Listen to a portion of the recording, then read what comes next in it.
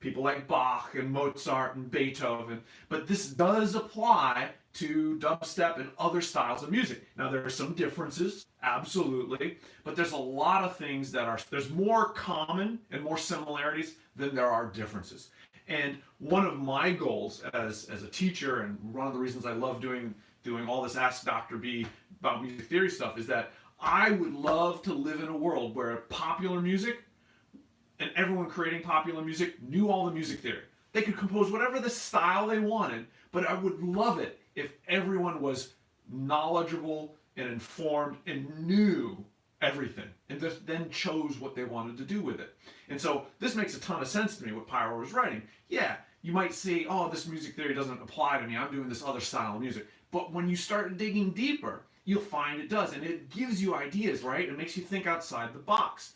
And by the same token, you know, one of the reasons I listen to other style of music, and I love classical music, I love my Rachmaninoff, I love my Dvorak, I love my jazz, I love my, you know, Hank Mobley and my Dexter Gordon. I love all that music, but I love hearing about new styles of music that I'm not familiar with. So I'll listen to some dubstep, I'll listen to various hip hop composers, and I really gain a lot. And then when I think I go back and play stuff, sometimes I think to myself, oh man, I'm playing this Dvorak, but it really needs to have a deeper beat sense of beat, like you might hear Jay-Z use or someone like that. And so, you know, the reason some of this music survives, like Beethoven, is that it does withstand the test of time. It can be performed with different sensibilities and still have integrity. So I think it goes both ways, from classical music to contemporary, and from contemporary back into classical.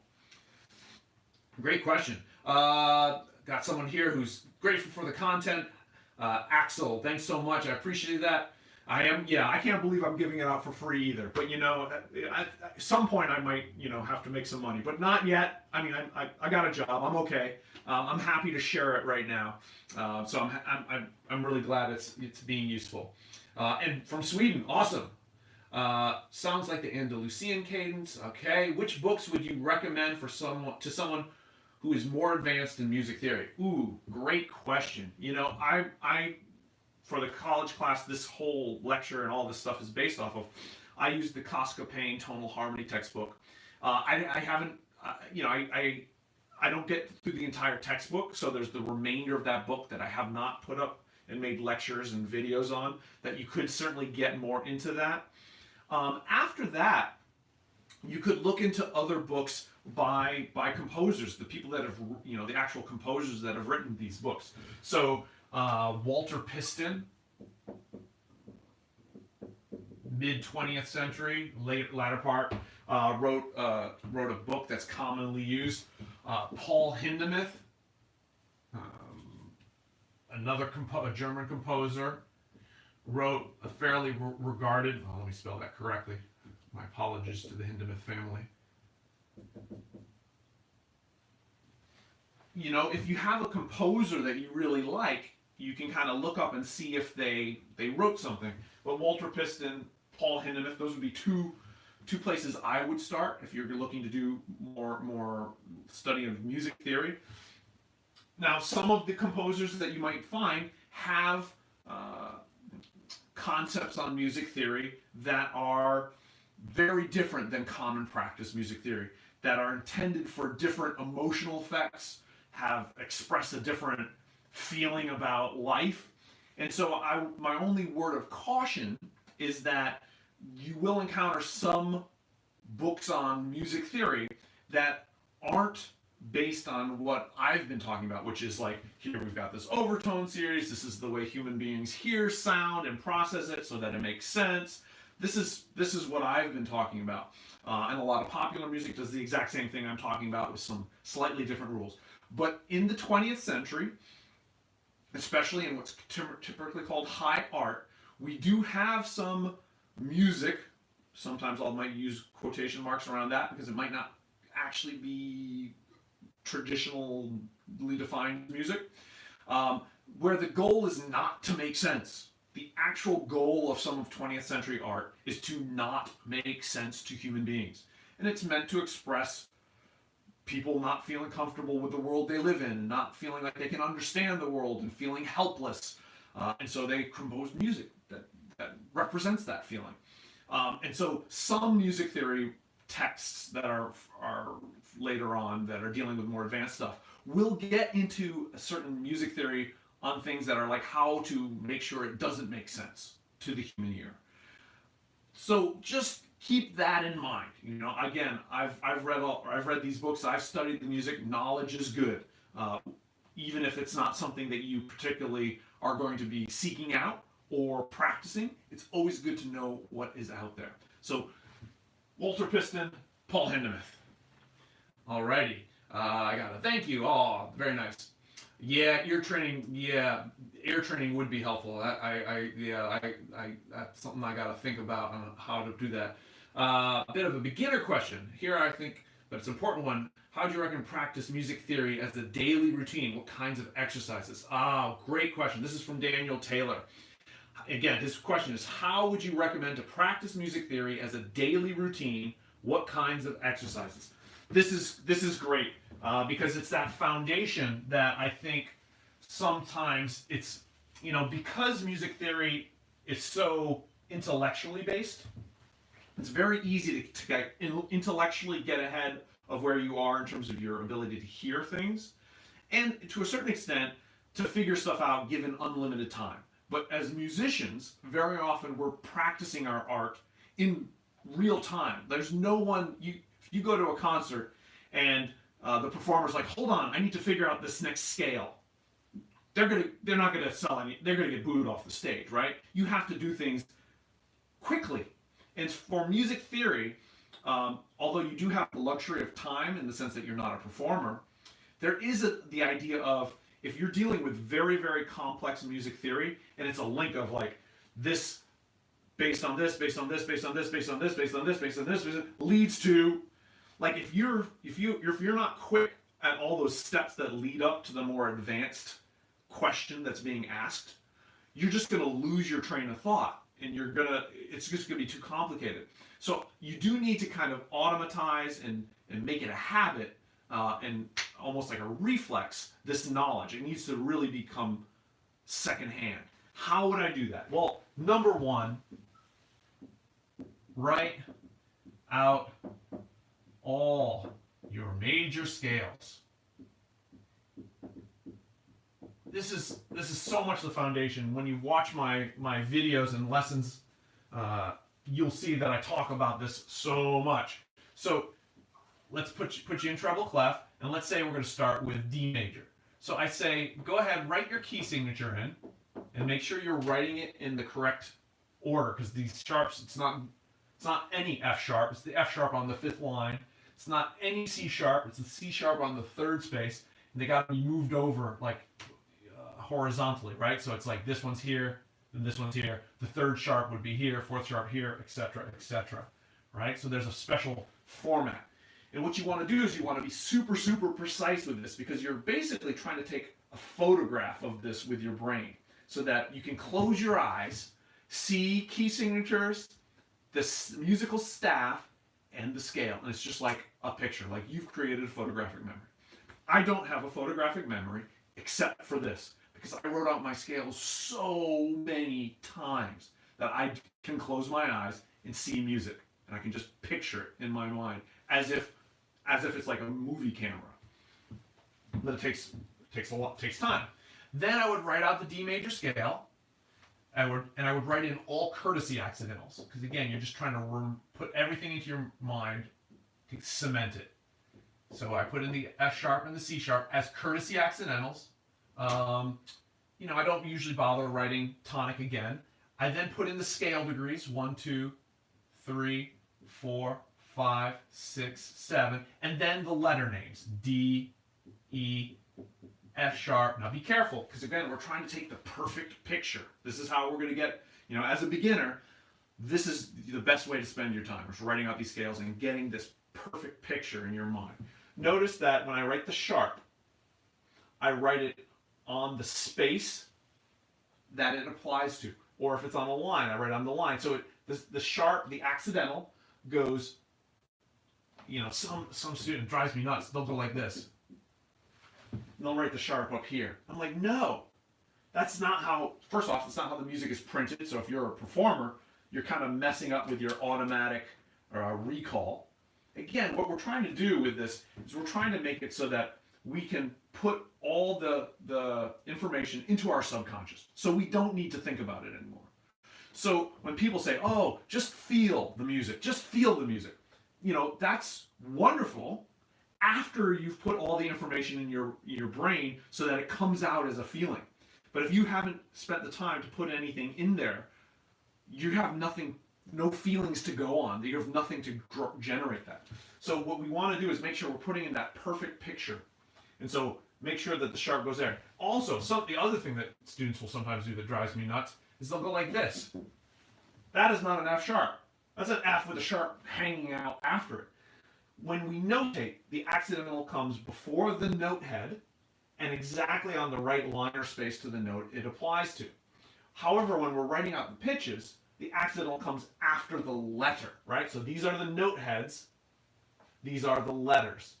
Accidentals come before note heads and after letters. So just important, because if you're going to spend the time to do this over and over, you want to make sure you have the accurate picture. And right there, you write this out, right? What I have right here. This is my D major scale. Then you take it the next step. If you really want to, I mean, and again, since you're asking the question and watching this, you really want to do this. So you then take it and you play it on the piano. And you play.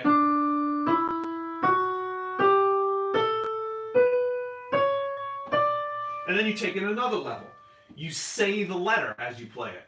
D, E, F sharp, G, A, B, C sharp, D. And then you take it one more step and you sing it. D, E, F sharp, G, A, B, C sharp. And I'm going up to D here, but I didn't write it. D, just because when I do a scale, I like it. But you can just do up the C sharp. So that's fine. So if you are writing out your scale, key signature, note heads, scale degrees, letter names, playing it on the piano and singing it, you do that with all 15 major scales, right? Because we got some enharmonic scales. Watch my lesson on that if you don't know them already. This will be huge. And what I would do is I would actually time myself. Or time yourself in this case. For, at first, for each scale, at the very beginning. And it might take you a couple minutes to write all this out accurately, correctly, right? But time yourself. And then, after you've done for each scale, time yourself for all 15. And see how long it takes you to write it out accurately, perfectly, not accurate, perfectly, and play it on the piano. See how long it takes. And if you can, if you can get this to be fairly quick, and again, I did this once, I forget what students timed it. I think some students were taking like 20 minutes to do all 15, and they were doing okay. So sometimes, if you're in that 20-minute area to do all 15 major scales, that's pretty good. I forget what the record was. I think I timed myself once, and I forget how long it took, but I'm pretty sure it was under 7 minutes, probably faster. I should probably time myself at some point and figure out what it is. We should all post a comment to this video, right? It took me this many minutes to write out all my major scales and play them on the piano, singing the notes. Why don't we do that, right? And see what we all come up with. And if it depends how much time you have and how important this is. But if you were to spend, let's say, 15 to 20 minutes, and maybe you couldn't do all 15 every day, but you did 15 to 20 minutes on just figuring out your scales every day, that'd be great. I'm a big fan of working on something 5 to 6 days a week. So 5 to 6 days a week, and I would say that, to be fair, I would spend at least 30 minutes a day on music theory, which might mean that that's all you're doing is the scales until you can get it a little bit faster. But usually 30 minutes is enough time where you can stay focused and get maximum use out of your time. Obviously, more time is usually better. Not always, but usually. 5 to 6 days, you need the repetition.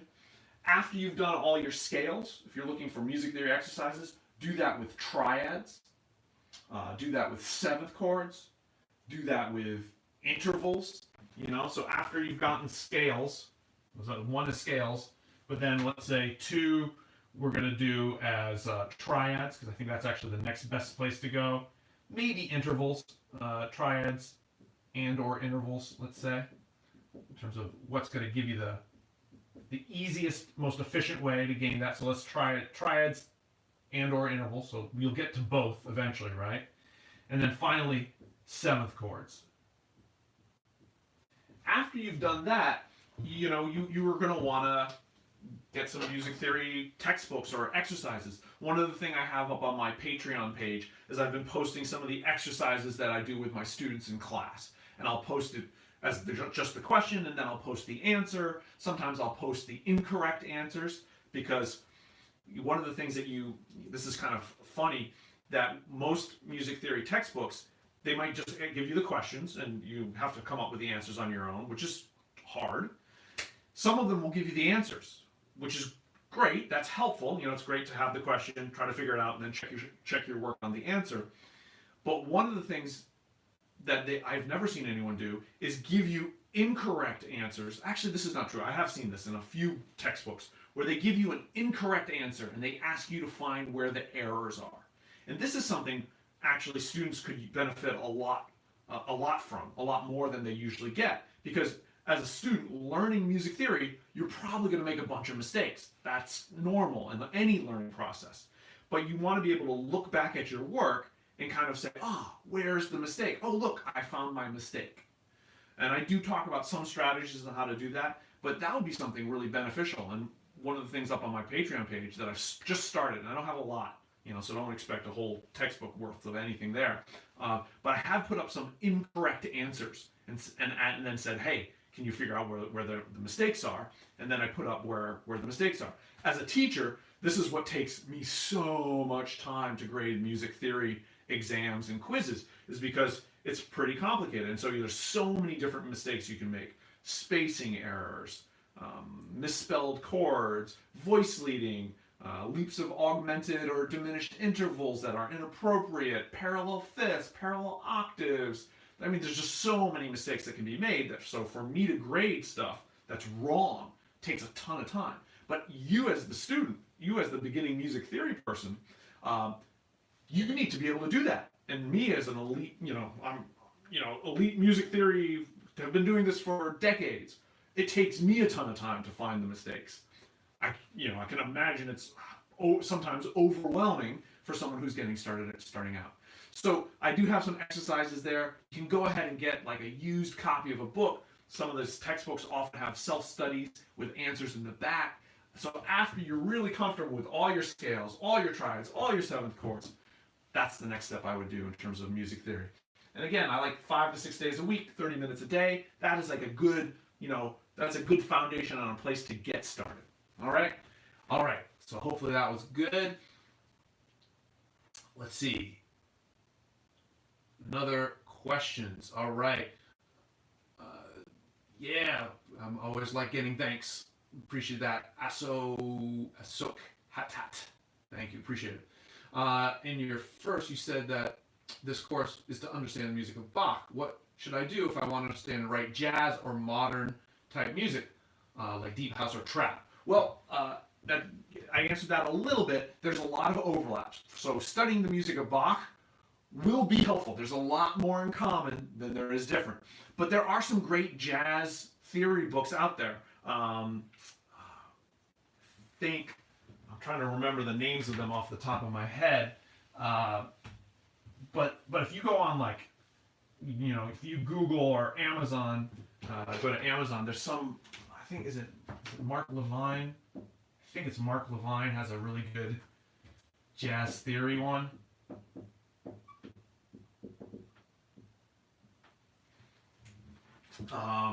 There's one that's like for like jazz, so some like jazz piano books out there as well that, since the piano, you can see all the harmonies, those tend to be really good as well at helping you with the jazz theory side of things. Yeah, at some point, and again, my plan is to live to well into triple digits.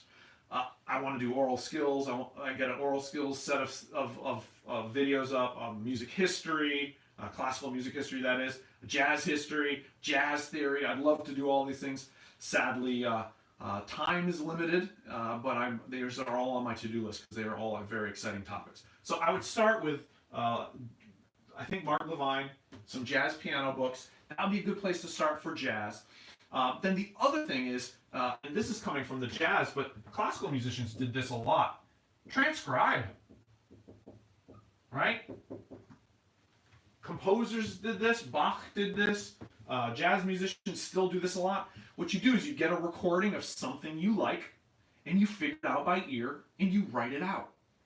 And after you've written it out, you then analyze it, and you say, okay, what kinds of things are being repeated? Why is this working? How does it give it the sound? And certainly, if you were to transcribe, and the question was deep house or trap, let's say you were to transcribe 5 songs, some 5 deep house or trap songs. Write everything out, every chord, every melody, every rhythm, right? This might take a long time. But let's say first off, your ear would get so good so fast, right? So even if you started really slow and just did one song 4 measures, that alone you would see huge benefits in terms of your understanding, your ear understanding, and then after you've done that, after you to analyze that. And you might need to transcribe a number of different songs, but then you start seeing what's common and what's different, and you kind of start extracting the principles of what makes that style that style. And listening wise, at a kind of subconscious level, you probably already know. You're like, oh, that sounds right, that sounds authentic, that sounds legit. But what you want to do is you want to start making it conscious. What are the specific aspects that make one style different than another style? It's like, why does jazz sound different than R&B? There's overlap, but there's also differences. What exactly are those differences? And by transcribing, you can figure that out. Now, at this point in history, a lot of the jazz music has been transcribed, and you can look it up online. You can, free PDFs, YouTube videos, and you can find some of these jazz songs transcribed, and then what you would want to do is you would want to analyze them. Now, if you just look them up, you don't get the benefits of developing your ear. So that's a big minus. With some of my performing students, I have them still transcribe and write stuff out. It's hard. I work on it with them to make sure they get the right rhythm, and sometimes they can miss a note or two, but it's well worth the effort. And it's hard, but it's well worth the effort. I would recommend that for any style of music. Bach would transcribe and do arrangements of Vivaldi concertos for his harpsichord. You can kind of listen to something and be like, hey, I'm just going to do my version, but for keyboard. And then I'm going to look at it and be able to analyze and see what's at work. So that's what I would do. But again, I would use these videos that I have right here as a good place to start. And then I would add to that some other books that are dealing with specific styles, as well as transcribing. All right.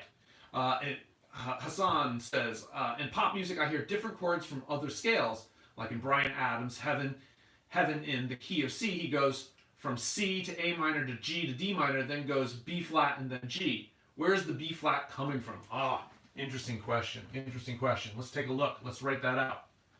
Right? So we've got, question here is key of C. He goes from C to A minor to G to D minor,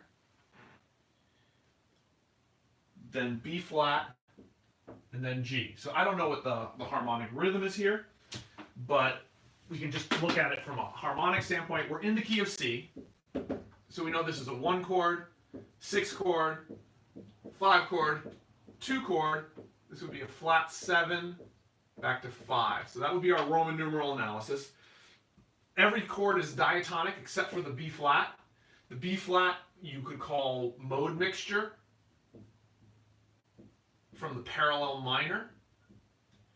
And that, remember, our very first question from this Q&A was about mode mixture from in a minor key borrowing from a major key. Let me say that again. Our first question was, you're in a minor key, but you're borrowing from a major key. This, you're in a major key, and you're borrowing from a minor key. Because the flat 7 could be found from a minor key.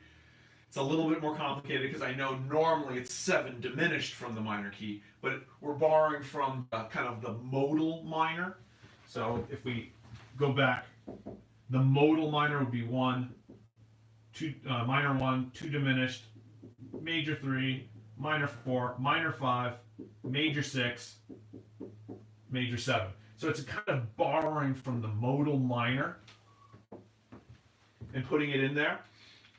Everything else is diatonic. So keep in mind, when you use these chords that are like non-diatonic or a little unusual, also look at the percentage, the ratio between the expected and the unexpected.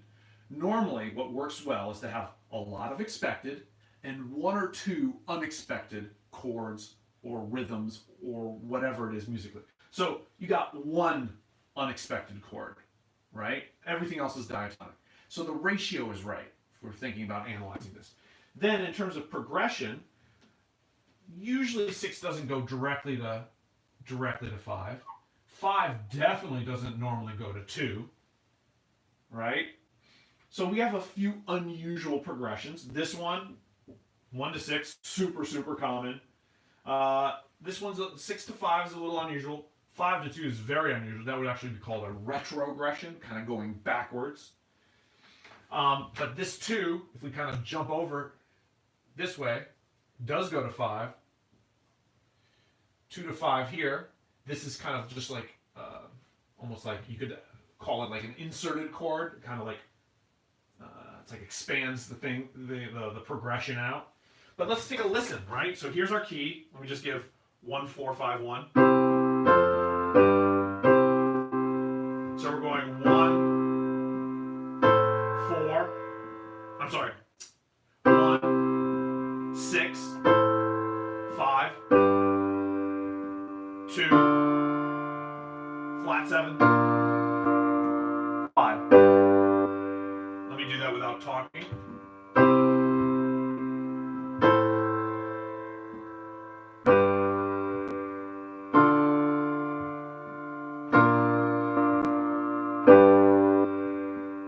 And let's assume we go back to C, right? And if we're doing it in a rhythm.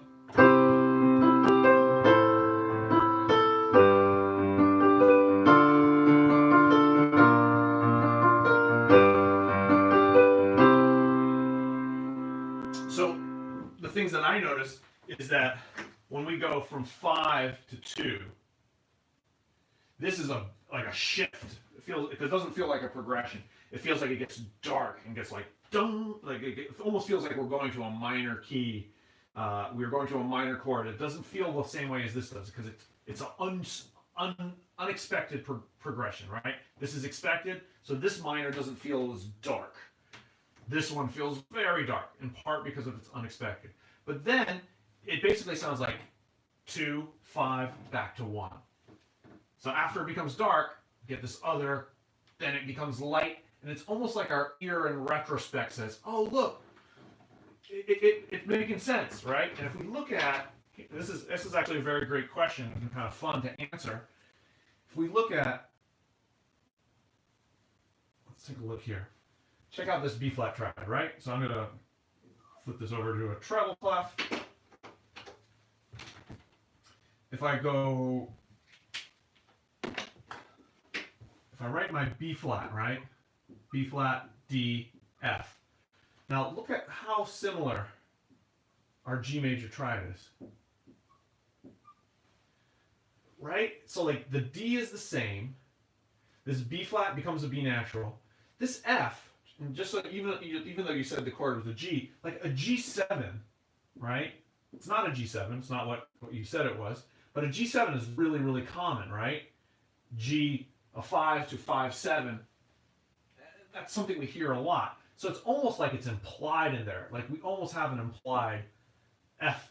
And so we just have this chromatic movement here of B flat to B, which is kind of cool, right? It's a kind of cool progression to go from, right? And this, and if we look at the D minor, right? Let's take a look. And D minor would be D, F, A, right?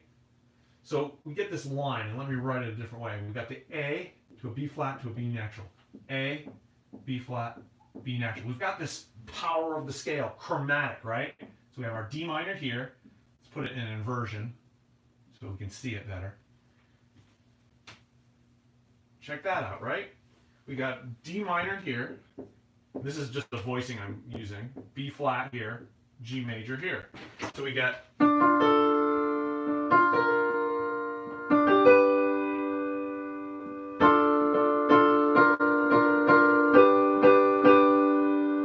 we can see that this B flat is, it's a subtonic 7 chord. You could say borrowed from the minor. Impress all of your music theory friends. But it's really just like a chromatic passing chord is really how it functions. It's really 2. We're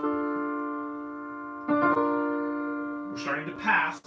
And if we turn this into a G7, right, and we keep the F there, it's even more. It's almost like a James Bond thing. If you voice it the right way, you kind of get that.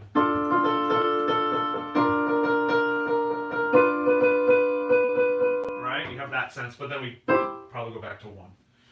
Great question, right? And it's so interesting how you can find these relationships. It's one of the reasons music makes us feel so amazing or so terrible or whatever feelings that it does exemplify. It's because our ear is kind of like subconsciously hearing all the relationships. All right. Good question. Thank you, Hassan. All right. So I talked a little bit about more advanced music theory books already. So let me just rephrase that.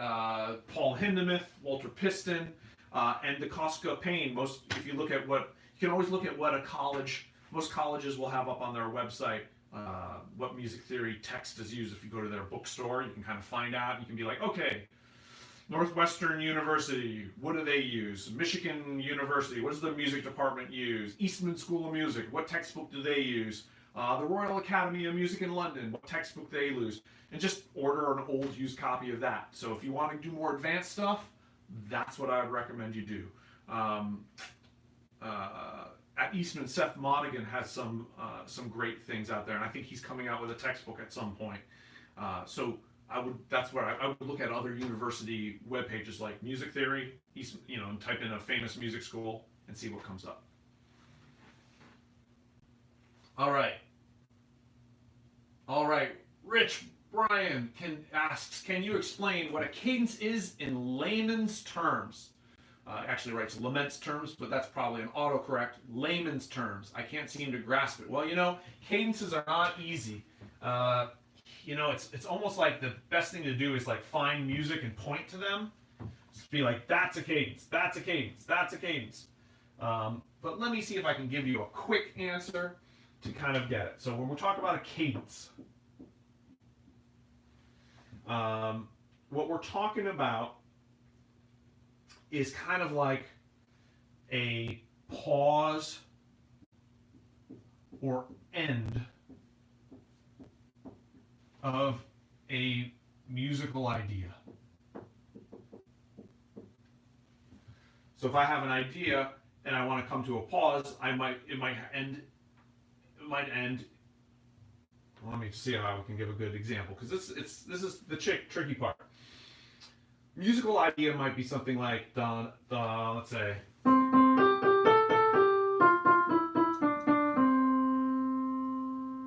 Right? And then we go.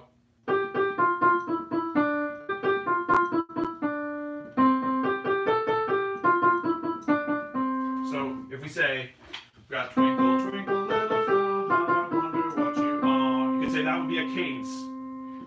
Because rhythmically we're going Dun dun dun dun dun dun dun. Dun dun dun dun dun dun dun. So these are short, long, right? In terms of rhythm. Here, da da da da da da da, but it's such a high pitch. We started low. So pitch level will make a difference. Da da da da da da da. We end here. So the second long, the shape of the melody comes back to a resting spot, and it's a longer note. Then we go da da da da da da da da da da da da da da da da da da da. Just a repetition, and then we go da da da da da da da da da da da da, and we go back and we kind of like repeat back to here and end after this one. So usually it needs to be a certain length of time. So this is the right amount of time. Often it's like 4 measures. So if we go 1 and 2 and 3 and 3, this might be 2 measures, right? If we're just calling these our eighth notes. Sometimes Twinkle Twinkle Little Star is written, these are quarter notes. So let's say 2 measures at the beginning, 4 measures is more common. The idea is that there's a rhythmic component to a cadence, meaning a longer note compared to the notes around it. And then there's a pitch component to it. The idea I said when we go da da da da da da da da da da da da da da, and coming back to that same note. So that's a kind of like a return, or at least kind of like a coming down. So return, kind of like to a lower pitch or a lower level. And then there's a harmonic aspect in terms of what the harmonies would be. Very often your cadences will end on a 5 chord or a 1 chord. The 5 chord will sound like you're asking a question.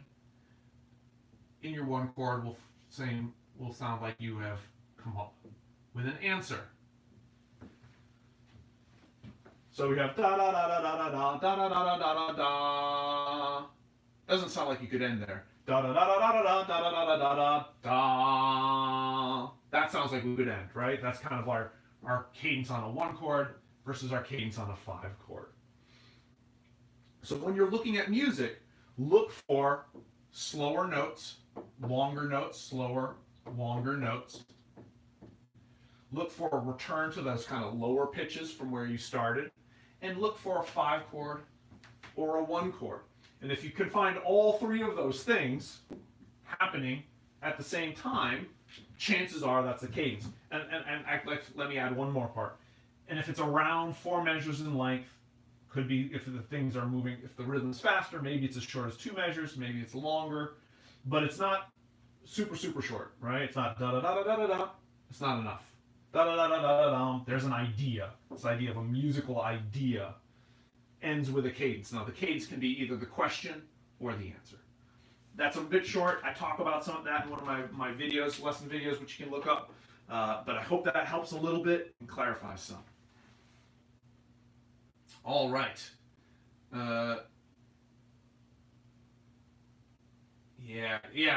Dennis, I understand that. It's tricky with multiple people in a chat. It would be different if we were in a classroom and I could just focus in on one specific question until we got to the absolute bottom of it. So I hope that this at least gets you started in your brain thinking on the right paths to answer your questions. Alrighty. Modulation, what's the point? Is it simply a shift of the goal note up or down so the selection of music feels higher or lower? Okay, Alexander, good question. Modulation, what's the point? I like the way you phrased that too.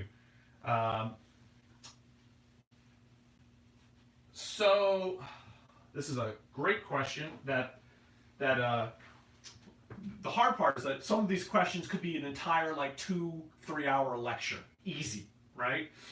So let me see if I can give you the short version because I'm not prepared to give you the 2 to 3 hour version. So let's see. Modulation.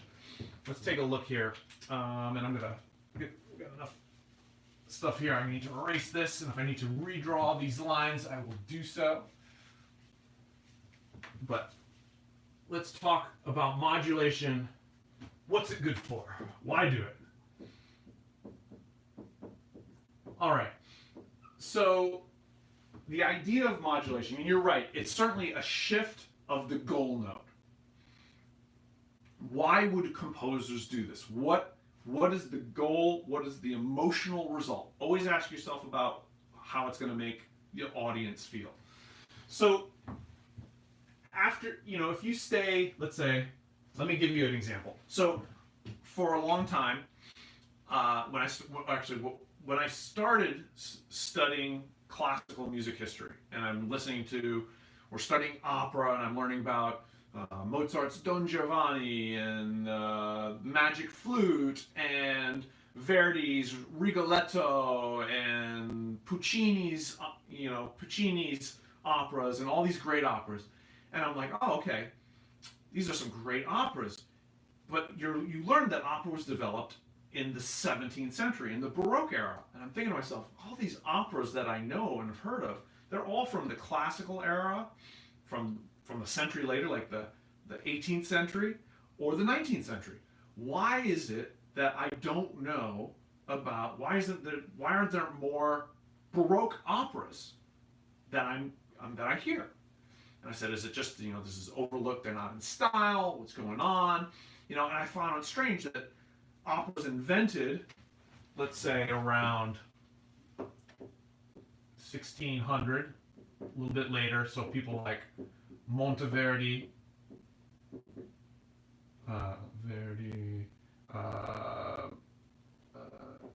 Sesti, Jacopo Peri. These are some of your early Italian opera composers composing a little bit after 1600. Why are these not popular?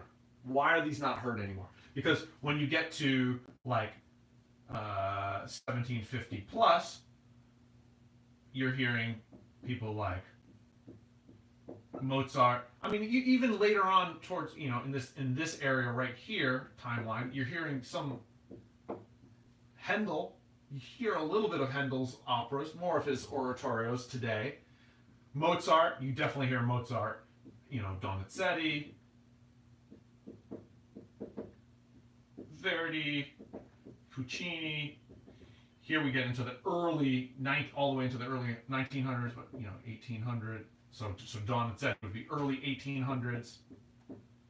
Right. So if we look at our timeline, right, why is it that the overwhelming majority of the operas that have withstood the test of time come from here, and not the innovators, the guys that came up with this stuff? And I decided that I was living in Manhattan, New York City, and the Brooklyn Academy of Music put on a Monteverdi opera. And I said, I gotta go hear this. They're not commonly performed. I want to see why. And I go, and for like the first 20 minutes of the opera, I'm like, this stuff is great. It sounds awesome. I don't understand why Monteverdi operas are not performed as much today as other operas. After about 30, 40 minutes and almost no modulation, I understood why they are not as commonly performed today. Monteverdi would write many of his operas, many of his arias, ritornellos, all these different would often be in the same key or very closely related keys. There was not a lot of modulation. Now, this doesn't take away from Monteverdi's huge accomplishment. He came up with, this is like the beginning of really using chords and harmony in the way that we understand them today. He's like at the beginning. These are like major minor tonality system. Monteverdi, go all the way up through Jean-Philippe Rameau. These are like the beginnings of like how you use harmony and chords and really, outside of modal systems that were used before. This is really the beginning of that. So I don't blame them for not figuring out some of the more intricacies of modulation and what it's good for. But people like Handel and especially Mozart, Donizetti, Verdi, Puccini, they understood that there's only so long you can tell a story in the same key, right? Before people get bored. And so think about modulation. I mean, do you need modulation in a 3-minute song? No, you can have it, but it's not necessary, right? Your 3-minute made-for-radio song, human attention span does not need modulation after 3 minutes. But you want to tell an opera story, you want to tell like a movie, you want to do something like because essentially, right, an opera is the old historical version of the movie. You want to do a movie with all in one key, like C major, entire movie, every song. And let's say that it's like a musical, right? So it's a movie musical, like a Disney musical or whatever. They're going to sing everything in the exact same key. Trust me, an hour in, you're going to be like, oh, why are my eyes glazing over? So this temporary shift is actually really, really important. Because keep in mind, not only when we're talking about harmonies, one chord, and we go, let's say we go 1, 4, let's actually go 1, 6, 2, 6, 5, 1, you know, right? So here is our goal, right? When we're within a specific key. And each one of these chords, that when we go away from that goal, gives us something interesting. It's like, goal, good, but you could get bored if you just stayed here the whole time. So we go to the 6th chord and you're like, oh, it's a little bit different. It's one note different, you know, 1 chord to a 6th chord, 1 note different. Oh, how interesting. Then you go, oh, look, a 2/6 chord. Ah, interesting. 5 chord. Oh, I think I know where this is going. I'm back to 1, and this creates a whole bunch of an emotion. But at a certain point, your brain has heard this enough times, and it's like, I get it. I understand all these relationships. You're not thinking this intellectually unless you're a musician and your ears are really well developed, but emotionally, you're like, yeah, I get it. So you understand all these relationships. It would be like if you had just your immediate family, mother, father, let's say sibling, right? You're like, I understand these relationships, and that would be a huge accomplishment, right? For most of us. But then you usually want more relationships than that in your life. You want to have friends, co-workers, romantic relationships, right? Think of those other relationships as modulation, right? Your brain wants to figure out other connections. So once it's figured out these types of relationships, it wants to say, okay, now we're going to modulate to F major, which isn't very different. It's a very closely related key. And then you're gonna understand the relationships of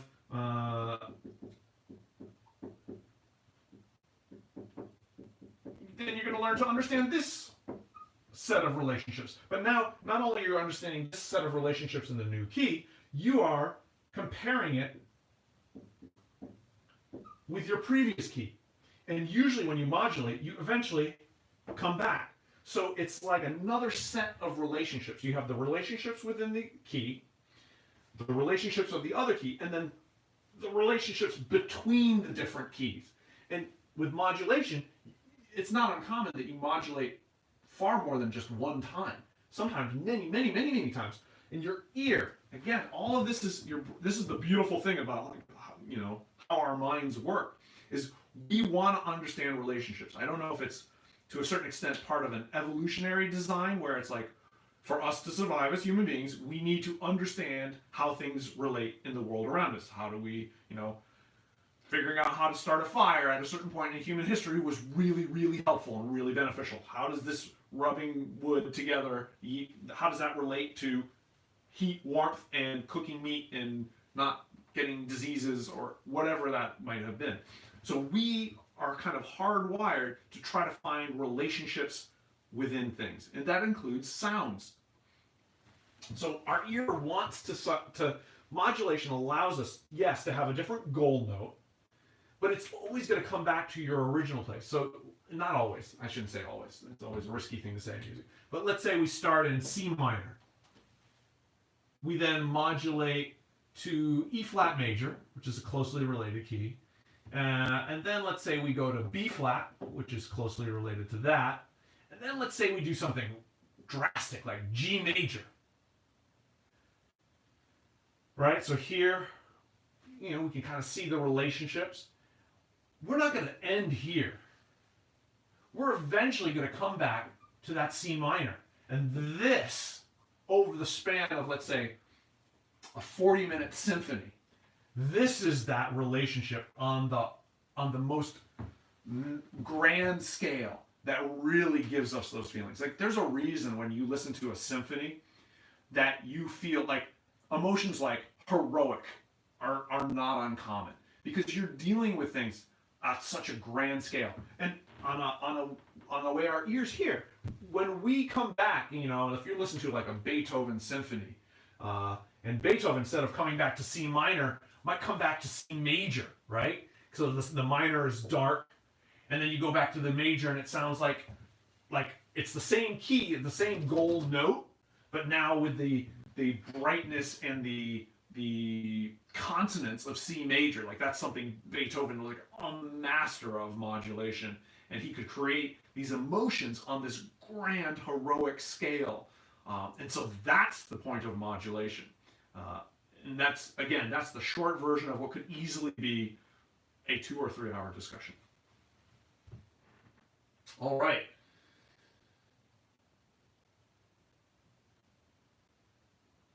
All right. Okay. How to train my ears to listen sevenths, extensions, etc. How often, if you could show it through an example. Ooh, super jibbin. How to hear those? Well, Teoria.com. That's what I recommend for some ear training.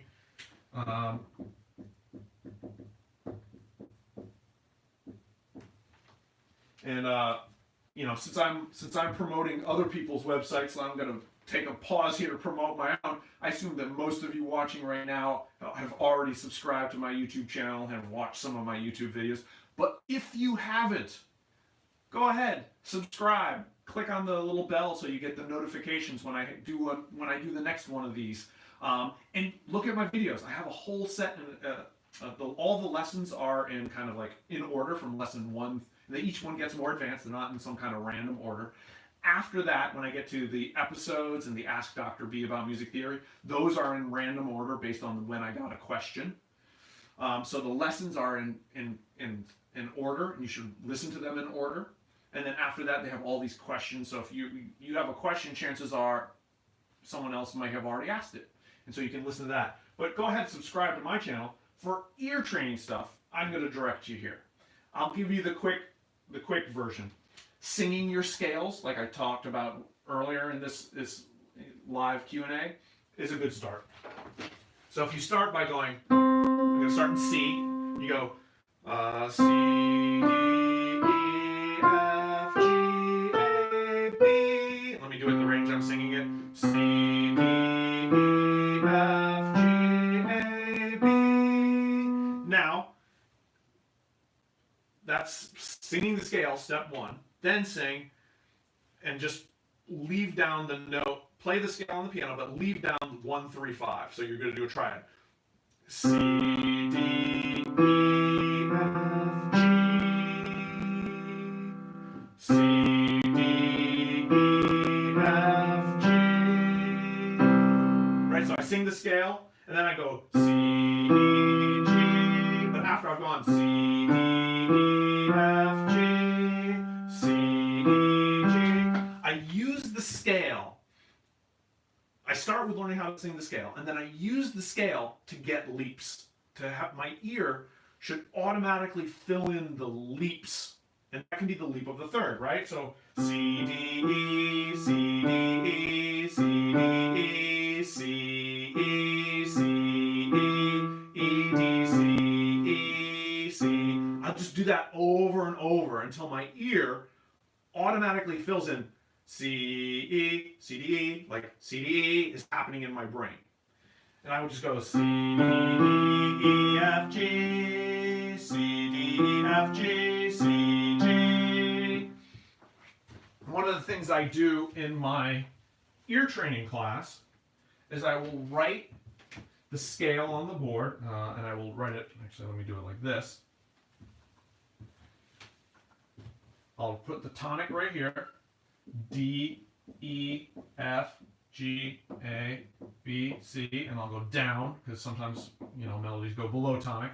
But I'll do just this much. I'll do tonic, up to tonic, down to the dominant, right? So 1, 2, 3, 4, 5, 6, 7, 8, 7, 6, 5, right? And I'll have everyone sing this note, right? And not everyone can match your pitch right away. That does not mean you're tone deaf, by the way. If I play this note and you can't sing it, it does not mean you are tone deaf. If I play this note and I play this note, and right now you can't tell a difference, if you say, I can't tell any difference, it sounds like you're just playing the same note over and over, then you're tone deaf, right? But it's super, super uncommon, right? And usually when people say, oh no, I'm tone deaf, I'll be like, here's note 1, here's note 2. Which one is this? If you can say note 2, you're not tone deaf, right? But being able to sing a note is different, right? You have to be able to hear it clearly in your mind, not just vaguely, but clearly. Sometimes it's like this. Most people hear music like this, blurry. But if you can get your ears trained and all of a sudden you've got 20/20 hearing, that helps, right? So you clearly hear this pitch, and then you have to be able to have control of the muscles, your vocal folds, such that they sing this pitch. That's not a given, right? Some people sing great, other people, listen, I used to sing in church choir when I was a kid, my voice changed, I couldn't match a pitch to save my life.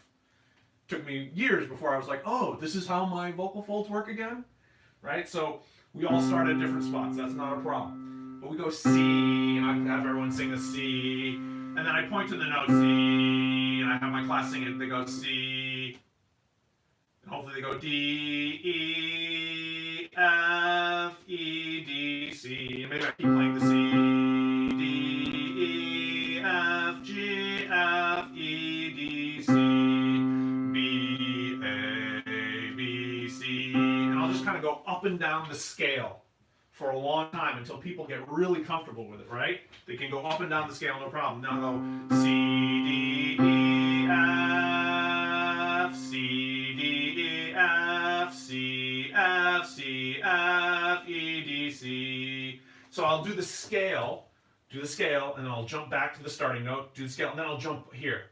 And the idea is that your ear automatically fills in those chords. Now, this is super, super basic, and I know you didn't ask something this basic, but this is your foundation. So if you want to hear upper extensions and 9th chords and 11th chords and 13th chords, make sure your foundation is really, really, really strong, right? Because what I would say is C, D, E, F, G, A, B, C, D. Right? And you sing it C, E, G, B, D. And that is a major, that would be a C major 9. So it would be, so the pitches would be C, E, G, B, D, right? And you'll want to be able to then go through the different permutations, like C, E, G, B flat, D. So that would be a C9. So C, E, G, B flat, D. So for those of you who wanted to know about jazz, this is found in classical music. People like the late Romantic composers, early 20th century composers like Debussy. They're using some of these hard chords, but this is where the jazz guys got it from. But they use it in a different way. So then you'd say, okay, what about a C minor 9, right? So that would be C, E flat, G, B flat, D. So if I have just those three, C major 9, C 9, C minor 9, right? And then maybe something like TRL.com, I don't know if it does upper extensions. You just play them on the piano, and then you just like kind of, if there's a way to randomize it, you just start saying, okay, well, which one is this? It's either C major 9, C9, or C minor 9. And you've sung them all, so you got a feel for it. Which one is this?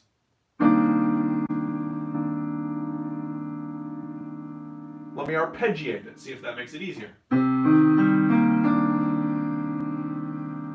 hopefully you said C minor 9. But you can kind of start by singing all the arpeggios, playing them on the piano, singing them, and then you can start saying, okay, let me just compare like 3, or maybe just 2 of them, and be like, can I tell the difference between this one and this one? Is it choice A or choice B? Usually the reason people get into trouble with developing their ear is they want to be great too fast, right? It takes time. So if you say, I either have choice A or B, can I tell the difference between A and B? Yeah, you can usually tell the difference between option 1, option 2. You're able to remember. It's like when you have like, I've got 5 options, 6 options, 7 options. Yeah, you get overwhelmed. So the best thing you can do is limit your choices to something very small. Make it so easy you can't get it wrong, right? So if I told you that this is a C major 9, and this is a C9, there's 2 options, right? And it's 1 note different. And I'm gonna, right? So C major 9 with the major 7. C9 with the minor 7. And if you can't hear them all together, just arpeggiate it first and just be like, which one is this? Like, if you can put them on a, like, let's say you were to record them, upload them, put them on a playlist, and then hit shuffle. And there's only 2 options, so it's going to either give you one or the other. That would be a great way to test it. If Tiora.com can't do it for you, you can kind of like do your own version, right? So hopefully that helps on how you would start to really hear the upper extensions and those more advanced harmonies.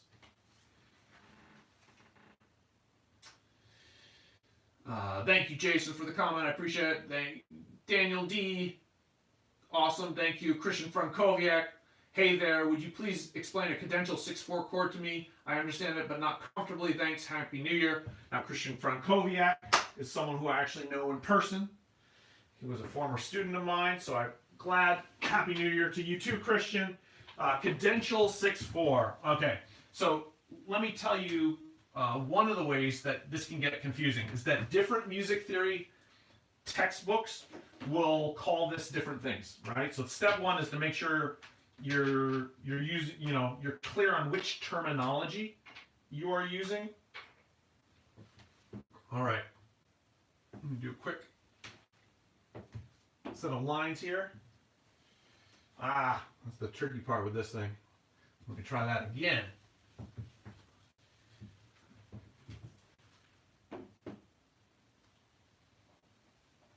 All right, close enough. Close enough. We'll work with that. So some music theory textbooks will call it a 1/6/4 chord, meaning it is a tonic chord in second inversion. So let's do C major because that's our easy go-to. 1/6/4. And what they mean by that is the notes C, E, G with G in the bass. So if we do a lead sheet symbol, C major triad with G in the bass. That's what they mean. So what you would write, if you're voicing it, you put, let's say, a G here. Let's put a G here. Put an E here and a C here, like this. So let's part write it, 4-part part writing, because that might be what you do.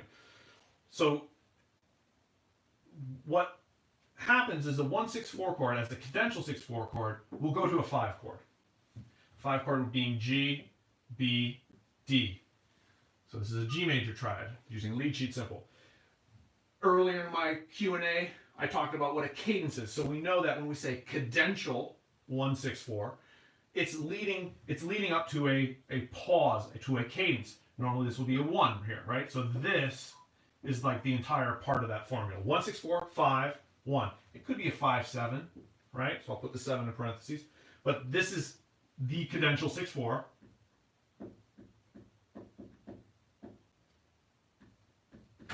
And what we would expect is this is the harmonic component of what I talked about in the cadence. There would be a rhythmic component, meaning that there's slower rhythms or longer held notes in this area.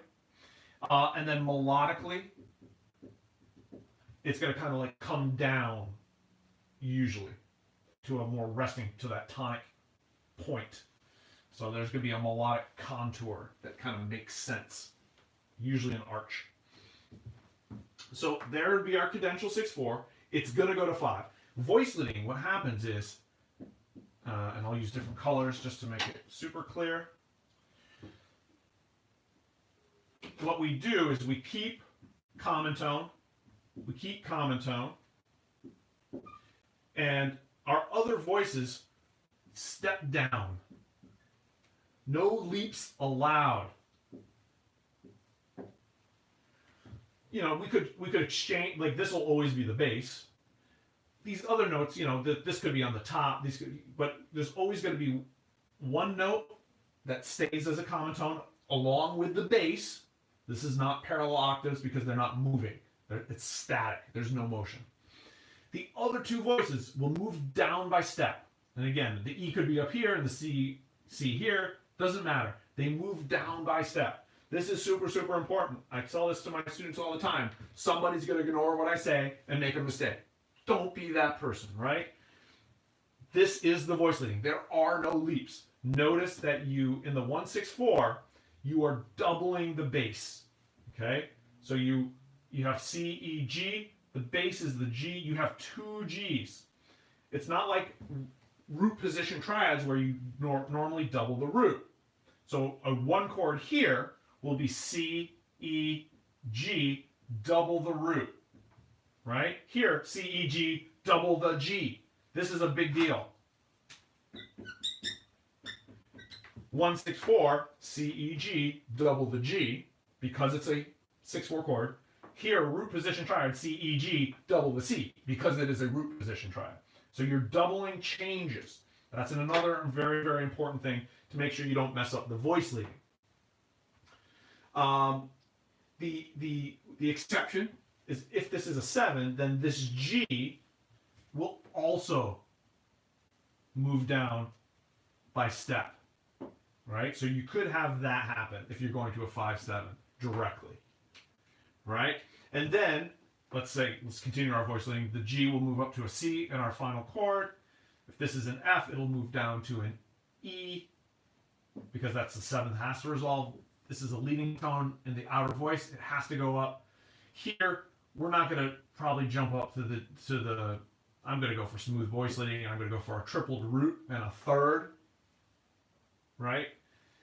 Because it's a cadence point. We want the tonic to be as emphasized as possible in smooth voice leading.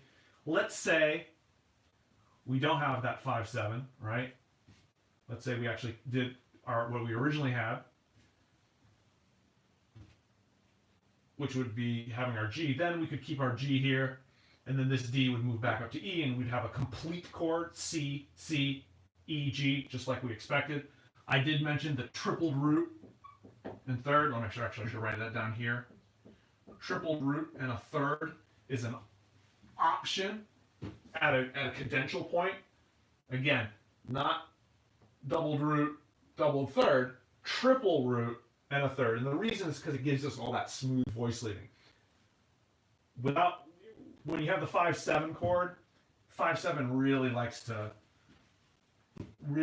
go to this tripled root and a third. It just sounds so final because you got so many roots and you just have the third in there for the prettiness. But here with a regular 5 chord, it's easy to go to a complete 1 chord. Now, that's a cadential 6/4. Let me tell you, as I alluded to moments ago, why it can get confusing with different terminology. Some music theory textbooks will not call this 1/6/4. It'll be this exact lead sheet symbol, right? But they won't use this Roman numeral analysis. What they're going to say is you know what? This 1/6/4 chord that you say right here, and this is the method I use, it's not functioning like a tonic chord. And that's correct. They are correct. And normally Roman numerals are supposed to be indicating harmonic function. And they say, well, it's not. It doesn't function like a 1 chord. It functions more like a permutation, a variation of 5. It really, it's here's the G for your 5 chord right here, 5 chord right here, And then these are just two upper neighbors to what's really your 5 chord. This is just two upper neighbors. Upper neighbor tone, upper neighbor tone. And so the chord really is, and just because you go,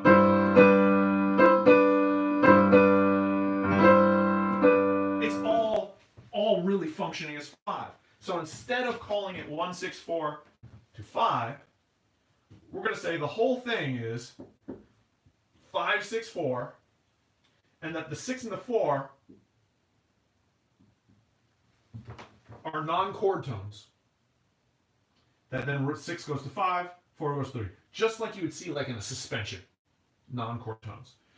So if you want to know more about suspensions and labeling them, I do have some lesson videos on that. But 5, 6, 4 to 5, 5, 3 is another way that the cadential 6, 4 is analyzed in terms of a Roman numeral analysis.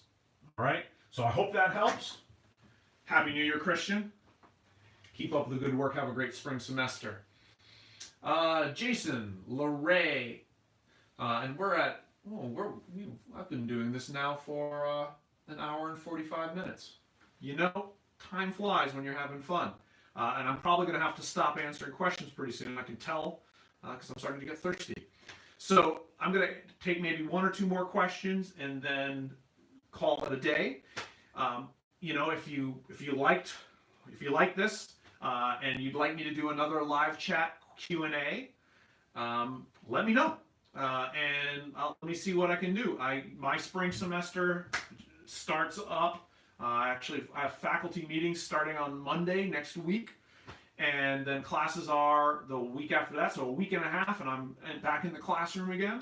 And my time is tricky, so I don't know how many I can do. But if this is something that's been very useful, and I didn't get to your question, I do apologize. I did want to answer everyone's question. You know, but let me know if this is something that would be useful. You know, and if it is, and you want to subscribe to my Patreon page, then I can put your question at the top of my list, like I did with Alex's at the beginning of this Q&A. So I don't have the tiers. I've just thought of this, so I have a $2 tier and a $5 tier, and I don't know what tier your question is, you know, but at this point, you know, if you subscribe, and right now I only had 1 question, so subscribe and you'll probably be at the top of the list. I haven't figured it all out, but I'll try to certainly do something to make sure everyone's happy. So join, you know, I would say let me know if you liked it here. If you subscribe to me and pledge some money on Patreon, then that counts for even more, because then it's like I got even that much more incentive to find the time and say no to that next performance that pays, you know, $150 if I know that you all are demanding more Dr. B live Q&A. So let me answer a couple more questions before I sign out for today. I'm really glad there were so many questions and so many great questions. Jason, all right. Jason LeRae, Keener, okay. Got a new theory book that claimed 3/8 was compound time. Well, that's not a good theory book. Tonal harmony and other books had told me any with a 3 on the top is simple, but a local music friend agreed. All right. So Jason, that's a great question. A great question. All right. I can answer this one, and I know where they're coming from. So I understand why they would say that. So 3/8. I gotta throw this pen away before I try using it again. All right. 3/8. The question, is it simple or compound? That's the question. So, first off, we want to really be clear what makes a simple meter and what makes a compound meter a compound meter. A simple meter has a beat that feels like it has 2 parts, whereas a compound meter has a beat that feels like it has 3 parts. Now, sometimes where we perceive the beat can be different. Different people will kind of feel it differently. It's not, you know, so sometimes when I say clap the beat, not everyone will always clap the same. Sometimes people will go, as an example, at the same time, other people might go, right? So obviously they're feeling the same music. One group of people is clapping at half the speed as the other, or you could say half the people are clapping at twice the speed as the other. But there's an obvious relationship. So usually you're either going half speed or double speed, right? So when you're clapping the beat, most people will be half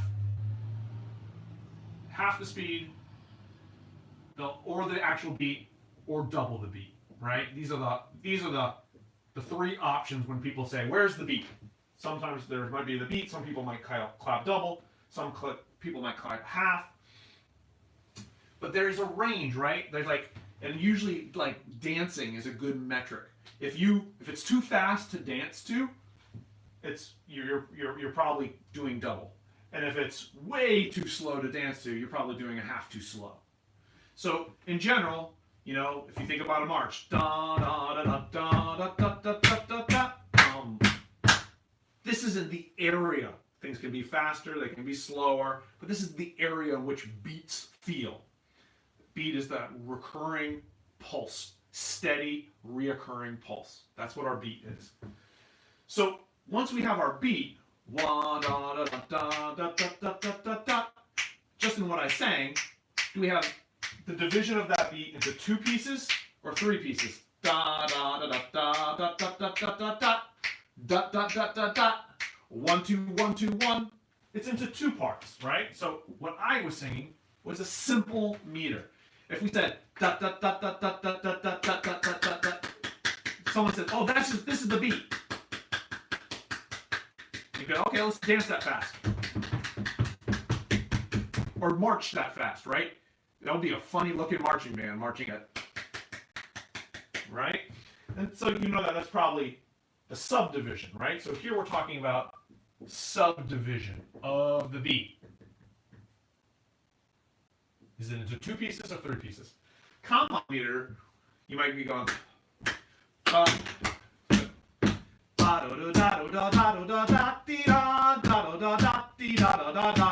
2 3 1 2 3 1 2 3, and so you have that 1 2 3 subdivision. Very common, like a 12/8 meter would have that. You feel that beat, which is what you would basically be dancing or marching to, but the beat is divided into three pieces. So with 3/8, the bottom number is really not relevant, right? Because it could be 3/2, 3. I mean, I shouldn't say that. I'm getting ahead of myself. From a theoretical standpoint, it doesn't necessarily make a difference, but from a historical perspective, certain meters imply certain tempos and certain speeds. So the question is, are we feeling this 3/8 as 1 2 3 is the beat, or is it in 1? Is it 1 2 3 1 2 3 1 2 3 1 2 3 1 2 3 1 2 3 1 2 3 1 2 3? In which case, this is something that is in our general beat speed parameters, right? And I would not march to. So if you're feeling 3/8 in 1, which happens sometimes, people will say in 1. Sometimes they'll do that for 3/4, like a waltz. They'll say feel it in 1. Feel it in 1. In that case, if you're feeling it in 1, you're feeling the beat as 1 beat per measure, then it has 3 subdivisions. And you could say, yeah, 3/8's compound. If you're feeling it as 1 2 3 1 2 3 1 2 and 3 and 1 2 and 3 and 1, if you're feeling it actually as 1 2 3 1 2 3, then it has to be simple. So it really depends for 3/8 whether you're feeling it in 1 as just 1 beat or 1 2 3. And the speed of the beat is really what's gonna determine which one it is. Most theory textbooks will say that 3/8 is a simple meter. But it has happened, and again, this is why I'm always hesitant to say always. There's so many exceptions in music theory. There, for it to be a valid exception, there has to be a good reason. And certainly, if we say we're going to feel it in 1, that would be a good reason. You could say, okay, I see what you're saying. 3/8, feel it in 1. It's going to be like a waltz type feel. It's something that's happened enough. It makes sense. I could see why someone would say 3/8. And the 8 does imply faster note values. 3/4, less so, like a waltz, but still could. 3/2, that would be a little bit more unusual to feel in 1. Even though that's just what the note value looks like, but there's this it's like when a performer sees a lot of black on a page, a lot of flags or beams, it kind of like go fast, right? So if you're seeing a lot, whereas if you're seeing like 3 half notes, you don't expect that to be as fast as if you were seeing 3 eighth notes. Even though technically, music theory-wise, they could be the exact same speed. But when a performer sees a lot of black notes, lines, stems, beams, there's an assumption that it's faster. It's not always true. Baroque music certainly breaks that and has exceptions. But I think that's why you would see a book that says 3/8 as a compound meter, and why a music teacher might say that.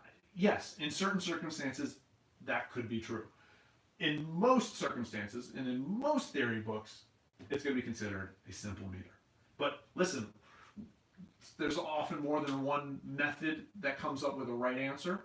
Not always. Some methods are wrong. Not all methods are right.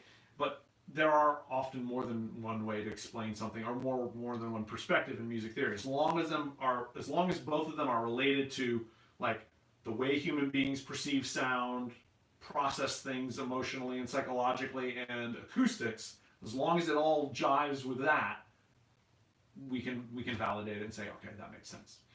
All right. So with that, I think I'm going to answer one more question so we can make it a full 2 hours. So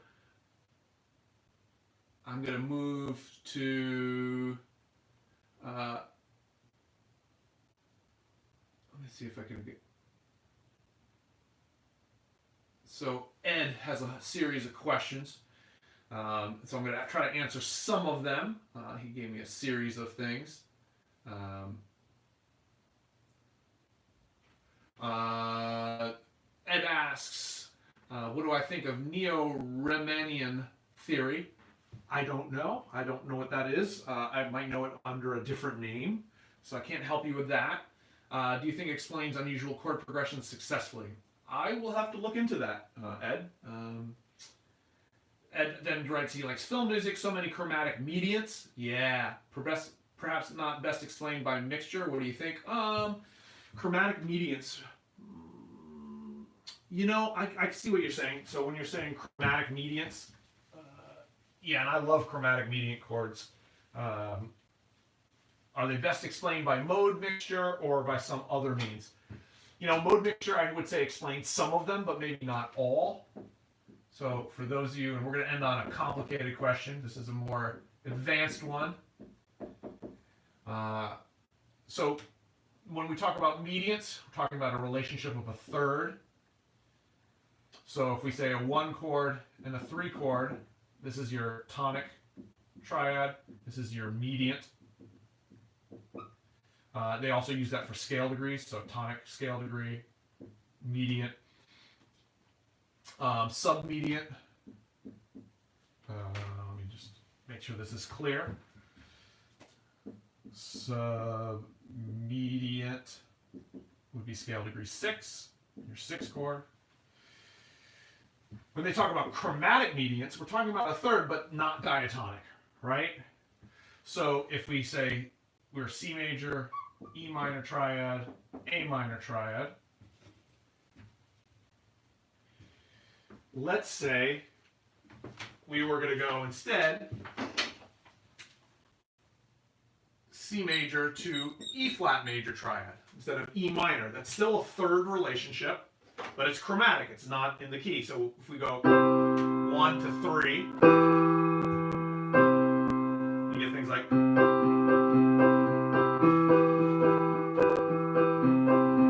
right? Like a Hey There Delilah type of chord progression. And let's do it to the chromatic median instead. This is like Lord of the Rings. Right?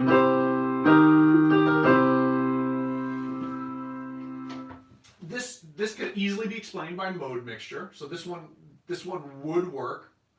Now it wouldn't work if it was E flat minor, because that would not make sense. But let's see what it would sound like.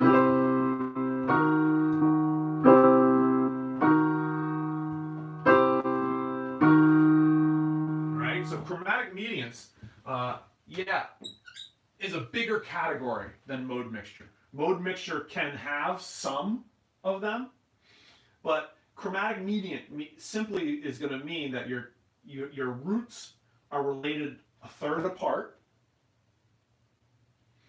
and that they're non-diatonic. There's a non-diatonic relationship. So C to E flat minor would be one option. And talk about dark and spooky, right? If you're going, let's do another option of let's go E major. So instead of E minor, right? So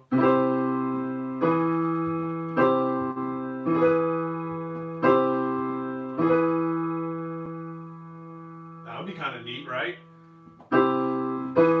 This sounds like magical. Like I could see this in like some film music for like outer space or whatever. It sounds like a certain mystery there, whereas this has the darkness to it, right? So if I'm looking at, here's what are my, we look at all the permutations, right? And trying to figure out what our options are, what our possibilities are. Let's say we start with C major. We're going to go up a third. That means, what are options? Either E or E flat. Okay? E or E flat. Anything, or I guess we could say E sharp, right? Though that's really not, doesn't really sound like a third, so I'm not going to put that. So it's either one of these. Let's not go with E sharps because it's enharmonic. It sounds like a perfect fourth. So once we do this, then we can say, well, what are major minor? So E minor versus E major. E flat major versus E flat minor. Usually when we're talking about chromatic median relationships, we're not talking about diminished or augmented triads. We're talking about triads that have the stability of a perfect fifth in them. Why not? You know, I haven't given a ton of thought as to whether you can make chromatic median relationships really work with augmented or diminished triads. I bet you could, especially augmented triads.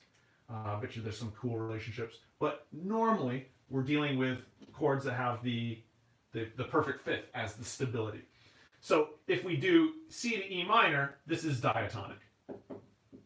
So this does not count as a chromatic median. This would be to E flat major, would be, and actually I should put equals. That might make it a little clearer for everyone. I'm sorry, E minor. That means it's a diatonic relationship. This would be mode mixture. These other two options would not be mode mixture, but they would be chromatic medians, right?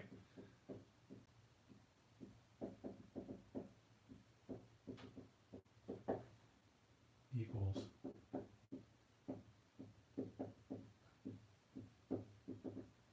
And again, this is where you're developing your ears, and you can kind of listen to it and say, well, what does it feel like? How does it work?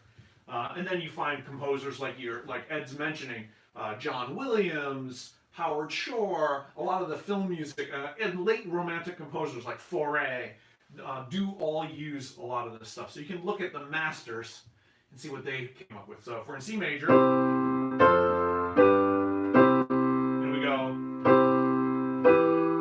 which one's that? Can you use your ears? That's C to E minor, so that would be a diatonic relationship. How about this one? That's E major. That's E flat major. That's E flat minor, and I can turn my E flat minor, my minor sign into an equal sign. So let me put that back in there. So that, yeah, so mode mixture is just kind of like one way in which we can have these chromatic medians. They can be a lot more complicated. I'm sure there's ways to experiment with augmented triads in particular with doing that. I haven't given a ton of thought or analyzed a ton myself, but I could. And that would be fun to do.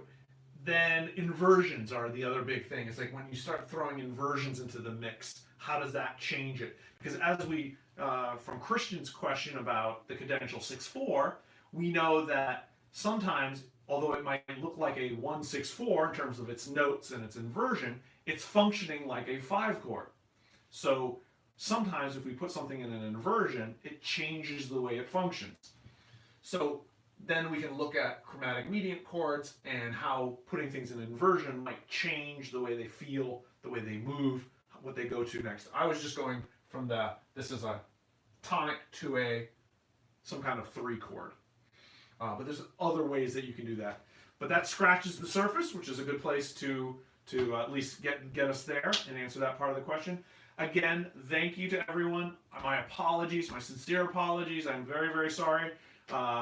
But I've been at this one for 2 hours, and you know, if I had known there'd be this many questions, I'd be like Joe Rogan, and I would make sure to have something to drink nearby, so I could go a full 4 hours straight music theory Q&A. Why not? Keep the questions coming. So I'll see if I can prepare myself better next time around. Subscribe to me here on YouTube. Subscribe to me on Patreon, and I can bump your question to the top of my list and accelerate and see how many more of these I can do. Do I do this once a month, once every 2 weeks, once a week? Chances of me doing it more than once a week are very, very slim, but let's see what happens. And looking forward to seeing you all next time. Happy New Year. I hope 2020 moves you from being good at music theory to great at music theory. Take care, everybody.